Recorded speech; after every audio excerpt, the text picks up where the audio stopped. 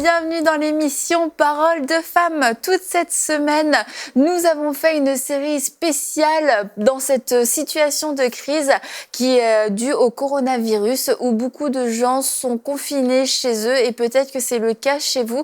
Et j'espère que cette série vous a encouragé. Paroles de femmes a été fidèle au rendez-vous. Merci de nous suivre dans ces temps de confinement et nous croyons que nous avons été de bonne compagnie tout au long de cette semaine. Et on va... Oui. Et on va terminer aujourd'hui cette série spéciale en parlant de la solitude, mais aussi de la promiscuité. Peut-être un sujet qui peut vous étonner, vous vous demandez mais qu'est-ce qu'elles vont nous raconter? Vous allez voir, c'est très intéressant. Mais avant de pouvoir commencer, je voulais faire un mot sur la compassion. Aurélie en a parlé lors du live qu'il y a eu sur la chaîne YouTube et qui a été aussi diffusé sur Satellite, qui a eu lieu la semaine dernière. Oui. Et nous avons parlé de la compassion et vraiment c'est aussi une de nos prières, c'est que ce temps de crise puisse éveiller de la compassion dans nos cœurs. La compassion pour ceux qui ont été touchés, ceux qui sont plus affectés que nous, ceux qui sont peut-être plus concernés que nous, mais aussi pour tout simplement ceux qui souffrent parce que c'est pas nouveau. Il y a plein de gens qui souffrent sur la planète, il y a plein de gens qui meurent, il y a des atrocités qui se passent chaque jour et qui n'ont peut-être pas été aussi médiatisées que le Covid-19, mais il se passe des choses extrêmement graves et qu'à la fois notre cœur n'est pas touché parce qu'on se ferme à tout ça, parce qu'on est tellement concerné par notre quotidien. Mais aujourd'hui, notre quotidien à nous a été bouleversé, notre quotidien à nous a été touché et d'un seul coup, on se sent concerné par la souffrance. On se dit, mince, ces choses existent, ces choses peuvent venir m'atteindre, peuvent avoir une influence sur moi et je prie que ça puisse toucher notre cœur et éveiller notre cœur à la compassion, pour prier pour les gens, prier pour ceux qui sont dans le besoin, ceux pour qui finalement cette crise qu'on est en train de vivre aujourd'hui, c'est un quotidien pour eux depuis peut-être quelquefois des années parce qu'ils vivent dans des pays hostiles où il y a déjà eu beaucoup d'épidémies, des pays où l'économie a été ravagée, des pays où la guerre a fait énormément de ravages, où la mort est devenue quelque chose de quasiment normal. Et aujourd'hui, c'est sûr qu'il y a peut-être des gens qui nous regardent et qui se disent voilà, enfin les gens se réveillent, les gens réalisent ce que c'est et je crois que c'est le temps pour l'Église de se réveiller et de prendre conscience que c'est pas parce que la souffrance ne nous touche pas personnellement qu'on ne peut pas prier qu'on ne peut pas prier et qu'on ne peut pas intercéder et qu'on ne peut pas briller même lorsque notre nation n'est pas concernée et c'est ce que Dieu attend qu'on puisse être ses intercesseurs et qu'on se tienne à la brèche et lorsque cette crise va passer, que toute la compassion qui est née à travers cette situation ne disparaisse pas en même temps et qu'on ne retourne pas dans notre quotidien comme avant finalement et on reprend notre quotidien à vivre pour nous-mêmes, pour nos propres projets, nos propres intérêts. Notre cœur a été bouleversé dernièrement et je crois que c'est pour le bien si ça peut créer de la place pour de la compassion. Et Aurélie, tu voulais ajouter par rapport à ce que tu avais dit pendant le live? Oui, en fait, pendant le live, moi, j'ai dit une chose et on dit les bontés de l'Éternel se renouvellent chaque matin. En tant qu'enfant de Dieu, notre bonté, notre miséricorde doit se renouveler aussi chaque matin. Parce que c'est facile de voir et quand on est loin, de se dire « OK, c'est pour les autres », mais on ne sait pas que ça peut arriver très vite. Et toi, tu l'as parfaitement dit, Annabelle, c'est que en tant qu'enfant de Dieu, on doit pouvoir ouvrir nos yeux sur les choses qui se passent dans le monde, mais autour de nous aussi. Parce que Dieu nous a positionnés sur la terre pour dominer, en fait, pour dominer sur la terre. Ça veut dire que quand quelque chose se passe sur la terre, notre position en tant qu'enfant de Dieu, c'est vraiment de dire « Seigneur, que ton règne vienne dans cette situation. Peut-être ça ne concerne pas mon fils ou ma fille, mais ça concerne quelqu'un que tu aimes, Seigneur. Que ton règne vienne dans la vie de cette personne. Donc moi, je continue tout simplement le message que toi, tu as communiqué, c'est de dire ne fermons pas les yeux sur tout ce qui se passe. Ma grande sœur, qui est médecin, m'a dit vous n'avez pas idée de ce qui se passe à l'hôpital actuellement, parce que vous ne le voyez pas en fait. Mais elle qui le voit, elle m'a dit, tu n'imagines pas ce qui est en train de se passer. Et c'est une occasion de prier. Prier pour ces personnes-là, comme les médecins qui sont en ligne de front, les infirmières. C'est ça aussi manifester la compassion, c'est intercéder, c'est de voir que peut-être Toi, tu es assis chez toi du matin au soir parce que tu es confiné, mais il y a quelqu'un qui ne peut même pas être confiné, en fait, qui est obligé d'être en contact avec tous les cas parce que, voilà, son métier demande, c'est de prier pour ces personnes-là, c'est de penser aux politiciens, comme ils ont des choses... des décisions importantes à prendre. Et puis, ils ont des familles aussi. Et puis, il y a des personnes qui leur en veulent parce qu'ils ont pris des décisions que des personnes jugeaient qui n'étaient pas efficaces, etc. En fait, c'est d'ouvrir sa réflexion sur le monde, en fait, et ne pas se limiter à notre moi, mais de considérer chaque situation et d'amener ces situations devant Dieu et de manifester le cœur de Dieu, de briller aussi dans ces temps. C'est ça, manifester la compassion. Moi, j'ai vu, je ne sais plus dans quel pays, un couple ils vont acheter un kit avec masque, des gants, des choses pour se protéger, le gel. Ils ont acheté ça et puis ils ont commencé à partager aux gens. Et vraiment, moi, j'ai trouvé ça extraordinaire. C'est pas forcément des chrétiens, mais c'est des actions comme ça qu'on peut poser, tout simplement pour dire aux gens, même si on est dans la crise, on est aussi des enfants de Dieu, on a un cœur, on se soutient entre nous, on est solidaires. Et hier, tu en parlais, Nadine, de penser à... là, on parle peut-être plus dans le cadre de l'Église, de notre réseau qu'on connaît, de penser à appeler des gens pour les fortifier, les encourager. Mais c'est aussi une démarche vraiment importante dans ce temps de confinement, à penser aux personnes qui sont seules. Les personnes qui, à cause du confinement, se retrouvent isolées et elles ne peuvent pas sortir, elles ne peuvent pas recevoir de visites. Et non seulement il y a toute cette ambiance qui peut être là, mais il y a vraiment le poids de la solitude. Et le poids de la solitude peut être encore plus dangereux que le virus lui-même, parce que ces gens-là sont laissés un petit peu à eux-mêmes. Alors comment est-ce qu'on peut faire de façon concrète pour soutenir ces gens qui sont seuls? Et on a tous des personnes en fait qui sont seules dans notre entourage. En fait, on a mis en place, nous, à l'Église, si je peux parler pour nous, on va vraiment, on a demandé aux leaders de communiquer avec les gens. Donc, on peut appeler quelqu'un, qu'on soit un leader, qu'on soit pas un leader, mais vraiment, on a besoin de rester en contact avec ces gens-là de la manière qu'on peut. Je pense qu'on peut demander au Saint-Esprit aussi d'être inspiré à savoir qui appeler. Des fois, ça peut être simple, ça peut être évident, et d'autres fois, le Saint-Esprit va nous inspirer quelqu'un qui serait pas forcément sur notre cœur naturellement. Et puis là, prendre le téléphone et puis d'appeler, savoir comment ça va et est-ce que je peux faire quelque chose pour toi. Je pense déjà de voir est-ce que je peux faire des courses pour toi. Si c'est possible de sortir pour aller faire ces choses-là, eh bien, je pense que c'est bien comme ici au Québec, on a demandé aux gens de 70 ans et plus, de demeurer à la maison. Donc, j'ai des personnes dans mon entourage qui sont dans cette catégorie de gens-là. Donc, j'ai fait des petits plats, j'ai envoyé de la nourriture et puis je m'informe assez régulièrement à savoir si je peux les aider pour les approvisionner de quoi que ce soit. Puis aussi, je pense que ces gens-là ont besoin de parler. Les gens ont besoin de parler, les gens qui sont toutes seuls. Parce que là, cette semaine, on a adressé les gens qui étaient avec leur famille. Oui, eux, ils souffrent de la surpopulation. Peut-être, exactement. Donc, c'est une adaptation de vivre avec autant de gens 24 heures sur 24. Et il y a des gens pour qui c'est très souffrant parce qu'ils souffrent de la solitude. Ils sont c'est des personnes toutes seules. Et donc, vraiment, il faut peut-être avoir conscience de nos voisins et de notre entourage pour vraiment secourir ces gens-là. Là, il faut aussi mettre l'accent sur les moyens de communication parce que même si on a des voisins de palier, si on respecte les règles de confinement, on ne va pas aller chez les uns, chez les autres. Donc, pour faire des courses, faut s'arranger. On peut laisser un panier devant la porte. Voilà, on peut s'arranger pour récupérer l'argent si vous ne voulez pas payer les courses vous-même. Mais c'est de trouver des moyens, puis d'appeler vraiment, de téléphoner. Peut-être qu'on se dit, je ne vais pas téléphoner à ma voisine. Mais si elle a peur, elle veut pas, elle est cloîtrée chez elle et tout ça.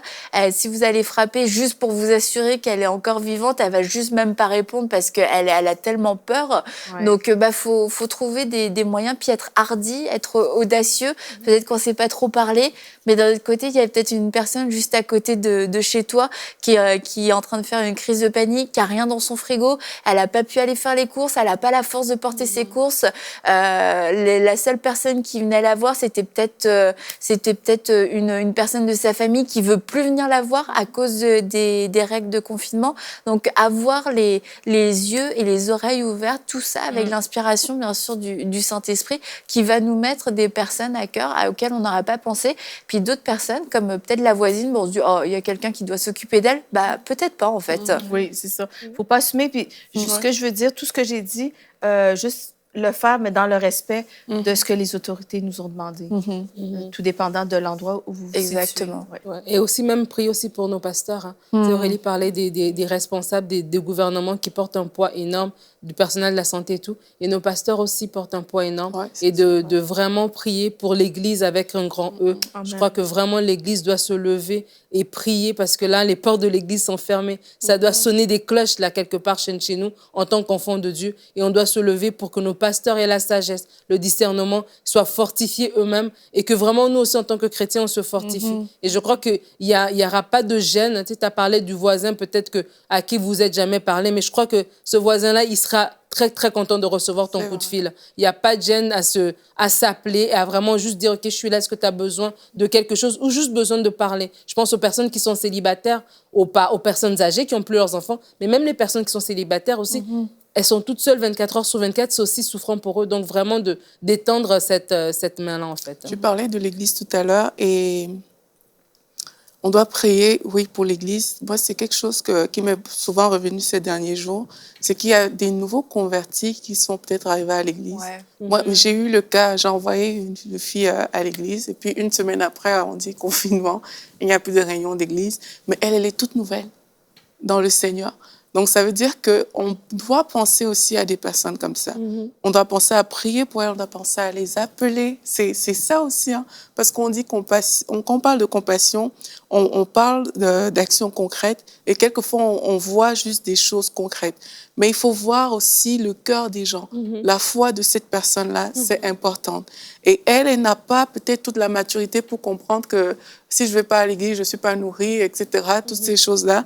Mais c'est aussi notre rôle d'ouvrir nos yeux sur des cas comme ça pour dire, mais OK, moi, je veux investir dans cette période de confinement, dans la vie de cette personne que je sais qu'elle est jeune convertie. Je veux investir dans sa vie. Et en faisant ça, on apporte la vraie vie à cette personne-là. Et ça a un avantage, un apport éternel, comme on le sait. Mais c'est aussi ouvrir nos yeux. Quand on parle d'ouvrir les yeux, c'est sur différentes situations. C'est pas seulement sur le manger et sur le boire, qui sont très importants, mais c'est aussi sur des cas comme ça que de prime abord, on ne verrait pas. Des personnes aussi dont on peut connaître la situation, on sait déjà que c'était des temps qui étaient difficiles pour eux et le confinement peut rendre la situation encore plus complexe. Et si on a ce genre de personnes dans notre entourage, vraiment ne pas hésiter à les contacter. Mieux vaut qu'elles soient trop contactées que pas assez. Voilà. Et je pense notamment à des gens qui avaient déjà des problèmes peut-être au niveau de leur santé. Et c'était déjà un défi pour eux. Et là, ils se retrouvent dans une situation où ça devient même difficile pour aller prendre les soins parce qu'il y a de l'anxiété qui est née quand je sors. Est-ce que je ne vais pas encore m'exposer à d'autres maladies? Et ces gens ont vraiment besoin de soutien, ont besoin d'encouragement et ont besoin de savoir, mais on pense à toi et je crois que ça leur fera énormément de bien et beaucoup plus que ce qu'on pourrait imaginer. Un coup de fil, ça va apaiser beaucoup de craintes en fait. Parce que peut-être certains d'entre vous, vous le vivez très bien, vous êtes vraiment heureux d'être chez vous, vous comprenez pas la panique qu'il y a autour de vous. Et là, encore une fois, c'est de se mettre à la place des autres. On se dit pas c'est normal de paniquer, ayez peur. Mais il y a des gens, ils sont dans cet état-là et on doit avoir un élan d'amour pour eux. Et justement, gloire à Dieu pour la paix surnaturelle qu'on a, qui garde nos cœurs et nos pensées pour qu'on ait la tête froide, mais le cœur chaud, j'ai envie de dire. Je sais pas si ça se dit, mais ça sonne bien. Pour pouvoir apporter de l'aide. Et je pensais aussi à de l'aide administrative. Il y a peut-être des gens, ils sont complètement dépassés par tout ce qui se passe. Il y a besoin de remplir des formulaires parce que là, il y a peut-être une demande à faire auprès du gouvernement pour les aides, etc. Des chefs qui avaient des PME, des PMI, dépassés complètement par tout le système administratif.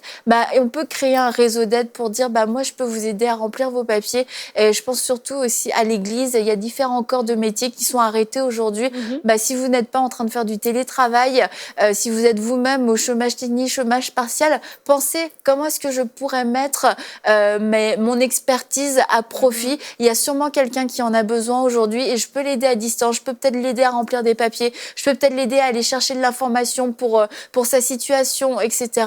Et ça va vraiment être un soulagement pour beaucoup de gens si chacun, en fait, apporte son aide comme il le peut et quand il le peut. Ça va vraiment créer, je crois, la différence, en fait. Et je pense vraiment que s'éveiller à la compassion, ça part d'un réveil personnel. Oui. Et toute la semaine, on a parlé vraiment d'aller dans les parvis de Dieu, de profiter de ces moments pour chercher Dieu et d'avoir une espèce d'éveil spirituel. Et je pense que si on est réveillé, les compassions de Christ vont nous envahir et ça ne pourra plus jamais nous quitter, en fait. Parce que le cœur de Jésus était constamment ému de compassion. Si on lit les évangiles, tout ce qu'il faisait, c'était... Il représentait le cœur du Père. Et donc, il est allé vers les gens et il a posé sa main. Puis vraiment, il a posé les mains et les gens... il a posé les mains aux gens et ils étaient guéris. Et ça dit à plusieurs reprises, il était ému. Il était ému de compassion pour la foule. Et donc, dans le fond, c'est de se revêtir des sentiments de Christ. Et si on se revêt des sentiments de Christ, la compassion ne nous quittera pas. Et ça va être naturel de demander à notre voisin, de demander à quelqu'un, de l'appeler pour « Est-ce que tu as besoin de prière? De quelle manière est-ce que je peux t'aider? » Et donc, je pense qu'en ce moment, c'est vraiment justement de mettre en valeur les dons que Dieu nous a donnés à profit pour justement briller. Pour briller dans l'Église, mais surtout pour briller dans les ténèbres qui se répandent sur la terre en ce moment. Tu voulais ajouter quelque chose sur la solitude? Non, j'ai envie de prier. Ah, vas-y. Je sais pas. Vas-y. Je sais pas, je me sens juste touchée depuis le début de l'émission. Mais touche pas ton micro. Mais je touche pas mon micro, sorry Ben. Et on va juste prier, en fait. On va juste prier. Vous savez les besoins que vous avez, vous savez les étirements que vous avez dans votre cœur. Vous savez si vous êtes seul en ce moment et qu'il n'y a personne qui vous a appelé, qui vous a oublié, Dieu ne vous oublie pas. Dieu voit exactement où vous êtes. Dieu voit votre appartement. Dieu vous voit. Et c'est ce qui compte, c'est que Dieu vous voit. Et on va prier ensemble. Père de gloire, je te remercie pour ta présence qui est sur ce plateau. Seigneur, je veux te confier tes enfants. Je veux te confier ceux qui sont seuls en ce moment. Je veux te confier ceux qui se sentent oubliés, ceux qui se disent que leurs familles les ont oubliés, ceux qui se disent que leurs amis, l'Église les a oubliés, ceux qui sont seuls dans leur maison. Seigneur, je veux te demander de leur apporter ta paix et ta joie, de leur apporter la confiance qui sortiront de leur appartement. Non, tu ne mourras pas dans ton appartement, tu y sortiras. Seigneur, je te demande de les embraser dans tes mains, de les tenir, Seigneur. Merci parce que tu les visites. Merci parce qu'ils ressentent ta présence. Merci parce que les anges remplissent leur appartement. Ils ne sont pas seuls. Ils ne sont pas seuls, mais tu es là. Merci, Seigneur, parce que tu agis. Seigneur, merci parce qu'au travers de cette crise, tu te lèves dans les foyers. Merci parce que au lieu que nous soyons abattus, nous, au contraire, nous sommes fortifiés. Au lieu d'être abattus, au contraire, nous nous relevons. Seigneur, je te remercie pour chaque personne qui va se lever, qui va se retrouver encore plus fort au sortir de cette crise. Merci pour la compassion que tu mets dans le cœur de tes enfants. Oh Seigneur, nous ne sommes pas égoïstes, nous ne sommes pas égocentriques, mais nous sommes solidaires. Merci pour la solidarité au sein des foyers, au sein des communautés, au sein des églises, au sein des quartiers. Merci Seigneur parce que les chrétiens vont briller parce que tu vas leur transmettre ton cœur pour les perdus, ton cœur pour les âmes perdues. Merci Seigneur pour tout ce qui va sortir de bon au travers de cette crise. Oui Seigneur, tu es celui qui change le mal en bien. Seigneur, nous te glorifions, nous t'élevons, nous te disons que même si la terre est ébranlée, toi tu restes assis sur ton trône élevé. Tu n'as pas changé, tu es là Seigneur et tu es présent et nous te demandons de te glorifier dans la vie de tout un chacun, dans le nom de Jésus. Amen. Alléluia. Amen. Merci beaucoup Nadine. Voilà un élan de compassion. Et je voulais aussi qu'on termine en parlant des dangers de la promiscuité, parce qu'on a parlé du confinement en famille, que quelquefois il y a des logements qui sont petits, qui sont trop petits pour accueillir le nombre de personnes que vous êtes en ce moment.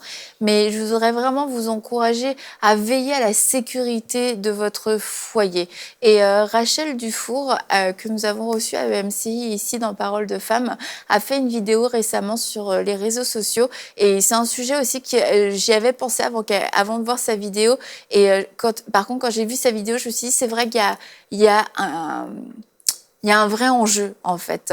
Elle a dit qu'elle avait reçu un fardeau pour les enfants, notamment, pour qui ce temps de confinement était un temps dangereux, un temps où ils n'étaient pas en sécurité parce que leur foyer n'est pas un foyer de sécurité, parce que c'est un foyer d'abus, c'est un foyer de maltraitance, un foyer de violence. Et elle disait qu'elle avait vraiment eu un fardeau et elle demandait de prier pour ça. Et c'est aussi un sujet de prière que je vous transmets. Mais on veut vous donner quelques conseils de sagesse qui peuvent prévenir certaines choses. Parce que le fait d'être confiné, le fait d'être aussi proches et d'être les uns sur les autres toute la journée, de ne pas pouvoir sortir, quelquefois ça peut nous exposer, si on n'est pas sage, ça peut nous exposer à des situations qui peuvent devenir dangereuses. Et je pense notamment aux frères et sœurs dans les fratries. Alors je veux pas alarmer les gens, d'accord, inutilement, je ne dis pas de suspecter, de soupçonner tout et tout le monde, mais c'est juste d'être sage. On a des enfants, quelquefois des plus grands enfants, ils ont l'habitude de sortir, ils ont l'habitude de faire du sport, ils ont l'habitude de se défouler, etc. à l'extérieur. Et là, du jour au lendemain, ils se retrouvent dans un petit appartement, tout entassés les uns sur les autres. Ils sont à fleur de peau. Et vraiment, il y a des jeunes hommes peut-être ou des jeunes garçons, leur testostérone est à bloc et ils sont juste à fleur de peau. Et évitez, faites attention par rapport à la promiscuité dans vos maisons. Vraiment, ne dites pas, c'est la fête, allez, tout le monde va dormir ensemble, on va inviter tous les cousins, toutes les cousines, comme ça on va passer ce temps de confinement ensemble, on va être 10 dans un appartement de 2 pièces. Non, parce qu'en fait, on peut vraiment s'exposer inutilement et puis juste un peu par innocence à certains dangers, et on veut pas que ce temps de confinement devienne finalement un temps de traumatisme où il s'est passé des choses, où il y a eu des abus, où il y a de la maltraitance, tout simplement parce que on a été un peu trop naïf, un peu trop innocent. C'est vrai. Et je serai rapide. Ce que tu dis est très vrai parce que j'ai vu qu'il y a eu le pic au niveau des sites pornographiques a augmenté. Et ça, c'est vraiment important. Comme on dit, c'est pas pour faire peur, mais vous imaginez si des jeunes enfants, peut-être parce qu'un aîné, un grand frère, a l'habitude d'aller sur ces sites-là et puis il expose ses petits frères, ses petites sœurs, là, on a détruit vraiment la vie de ces enfants-là comme ça, en fait. Donc, c'est pas à prendre à la légère. Il y a beaucoup de choses dont on doit se méfier dans ces temps, parce qu'on sait que Satan a un agenda de destruction, mais il faut vraiment qu'en tant que parents, prendre des bonnes mesures, des bonnes responsabilités pour doser ces choses-là, pour savoir qu'est-ce qu'on laisse entrer dans notre maison et qui on laisse entrer dans notre maison. C'est super important de ne pas juste banaliser cette étape-là. Je pense que l'esprit de sagesse est une bonne chose à rechercher en ce moment, justement, par rapport à... On est éveillé à la compassion, mais justement aussi qu'on soit éveillé par la sagesse du Saint-Esprit, d'intelligence spirituelle, à savoir justement qui on accueille. Et des fois, on est totalement... on ne veut pas soupçonner le mal parce que c'est des amis de la famille, c'est même un membre souvent de la famille. Ouais. Donc vraiment, j'invite les femmes, j'invite les pères de famille qui nous écoutent en ce moment à vraiment être éveillés justement à la sagesse.